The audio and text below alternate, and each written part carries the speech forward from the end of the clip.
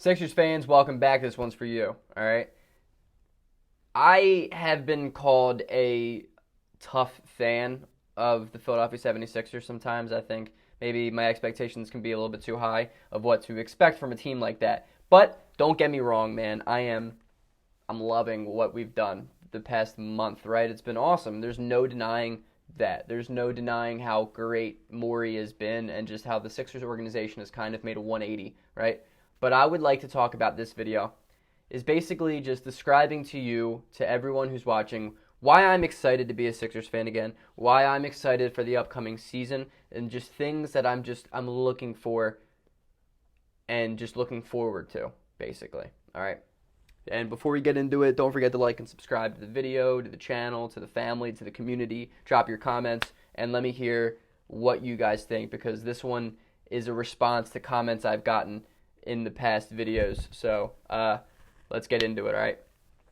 First of all, I'd like to talk about what the Sixers have done this offseason. I think it's obvious, and eventually I will have a deeper, in-depth look into the Philadelphia 76ers offseason. But the fact that the Sixers organization had went out and hired Doc Rivers, Sam Cassell, Peter Dinwiddie, and the fact that we brought in Daryl Morey, that is something beyond my wildest imagination. I never imagined Philadelphia to be an organization to be making big-time moves like that. For some reason, I don't classify the Sixers up there with the Heat, with the Lakers, with the Boston Celtics. I have never thought that way. I've always seen us as a tier B place to go to, right? And so when we brought in these guys, I thought I still think this is our chance to become an elite organization, right? And we're on the right track of that because Daryl Morey, as you know, came in and has done the impossible. The man has gotten rid of Al Horford's contract, which is just unbelievable. It's just an unbelievable job. He did something in 24 hours. The Sixers organization, their front office, couldn't do the past year. That alone, in and of itself, is something to celebrate on. Then we bring in Seth Curry for a flip of Josh Richardson. Now, don't get me wrong. Josh Richardson is a very good NBA player, but he was misutilized so poorly in Philadelphia last year, and Seth Curry is the prototypical player you put next to Ben to let him run his offense. And so, just what I'm looking forward to next year is, this year, basically next month, right? What I'm looking forward to is the fact that I think the Sixers basketball is going to make that transitional switch back to what it was 2 seasons ago, 3 seasons ago, when we won 52 games, 51 games. We had J.J. Redick. We had guys who complemented our stars better, right? But my thing is this year, don't get me wrong, the Sixers are not done yet. Especially if they want to contend this year, the Sixers are not done yet. We need to make moves. And I don't care what you say to me. We need to make moves. The moves will be needed, right? But my thing is, you could argue that Ben Simmons and Joel Embiid have the best complementary pieces around them than they've ever had. Now, I'm not saying it's the best team they've had, especially talent-wise. I'm not saying that, all right? So hold your horses in the comment section saying, Jimmy Butler, I understand. Jimmy Butler is still what the Sixers are missing. We need a closer. We need a fourth quarter clutch guy that can create off of the zone dribble. I'm not denying that. But what I'm saying is we have shooting now. We have guys who splash and are consistent. And that is going to make Ben Simmons just maximize his talent. And the key to the Sixers winning anything ever is maximizing Ben Simmons' talent. Because we have seen what Joel Embiid at his peak can be. The guy averaged 27.5 points on 12 rebounds a game 2 years ago. That is what we can get peak Embiid, right? But Ben Simmons, we've yet to see the best Ben Simmons. And that is a scary thought for a lot of other teams. I think Ben Simmons is slept on so heavily. So I think he is...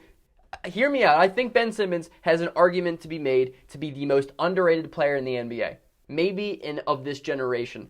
People can't seem to get the words he can't shoot out of their mouths. Yet they forget that Ben Simmons is clearly a top 5 defender in the NBA, if not top 3, if not arguably the best defender in the league. plus his playmaking ability is top 5, hands down.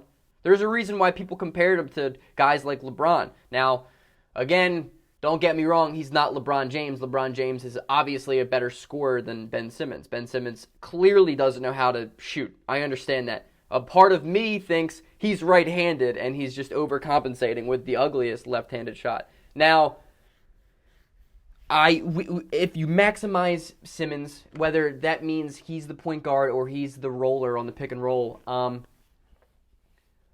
the Philadelphia 76ers are just going to look entirely different next year. And you need to give the guys some time to play together. I think Seth Curry is an unbelievable addition, as I've said. I think Danny Green is a good addition. I don't think he's a great addition, but he's a good one. Hopefully he doesn't decline like he did last year. Shake Milton, dude, I'm looking for a more of a breakout season for him. He was breaking out last year, and then he got hurt, and it was just so unfortunate because I love Shake Milton. He's Sniper Shake for a reason. Matisse Thybulle, if he can be more consistent with his three-point shot, he will solidify himself as the starting small forward on the Sixers. And, I mean, Korkmaz, sure. I mean, if Korkmaz can hit 40% from three, he's going to find time. And if Thybulle can hit high 30s from three, that's big. Seth Curry's going to hit 40%. If Danny Green can hit 40% again, that's big. Sniper Shake can hit 40%. Like, these guys can shoot the ball well. Now, we need a better backup four. We need a better backup playmaker. And we need a guy who can just create his own shot. Now, I've seen rumors about Derrick Rose. I don't know.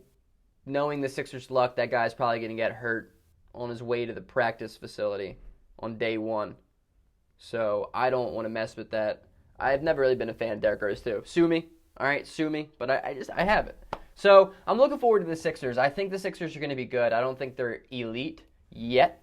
But I don't think Daryl Morey is afraid of pushing the limits, trying to see how far he can go. He's not afraid to make moves, basically. And I think with an elite coach of Doc Rivers' caliber, we are going to start to maximize or see what it's like to maximize Ben Simmons' potential and try to sustain Joel Embiid. I'm not talking give me 20 games of 30-plus points a game. I don't want that.